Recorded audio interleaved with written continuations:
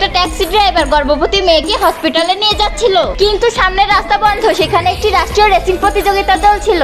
ড্রাইভারের কাছে কিচ্ছু করার ছিল না, ও বাধা পেরিয়ে রাস্তা বানানো শুরু করে। ট্যাক্সি সোজা রেস ট্র্যাকে চলে আসে। দর্শক অবাক হয়ে দেখছিল।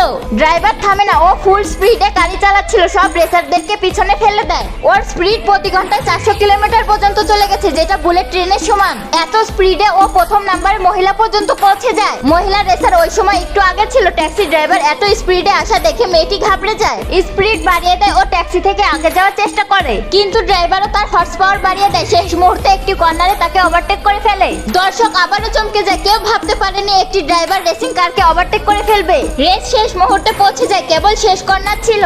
সাধারণ রেসার এমন কর্নারে স্পিড কমিয়ে দেয়, কিন্তু ট্যাক্সি ড্রাইভার স্পিড আরো বাড়িয়ে দেয়। এমন সময় গর্ভবতী মহিলা আর তার স্বামী ভয় পেয়ে যায়, কিন্তু ড্রাইভার সহজেই এটা পার করে দেয়। ফের ও না থেমে সোজা হসপিটালে পৌঁছায়। গর্ভবতী মহিলা ঠিক সময়ে তার বাচ্চা জন্ম দেয় এবং কারে থাকা পানিও খায় না। এইদিকে মহিলা রেসার অনেক রেগে গিয়েছিল। ও মনিটর রুমে যায় এবং ট্যাক্সি ড্রাইভারের সম্পর্কে জানার চেষ্টা করে, কিন্তু মহিলাটির জানা ছিল না ওইটা কোনো ট্যাক্সি ড্রাইভার ছিল না। আসলে ও 5 বছর আগে একটি রেসিং চ্যাম্পিয়ন ছিল, কিন্তু কোনো কারণে এক সময় ও রিটায়ার্ড হয়ে যায়। বন্ধুরা, নেক্সট পার্ট দেখতে চ্যানেলটিকে সাবস্ক্রাইব করে কমেন্টে পার্ট 2 লিখে যাবে।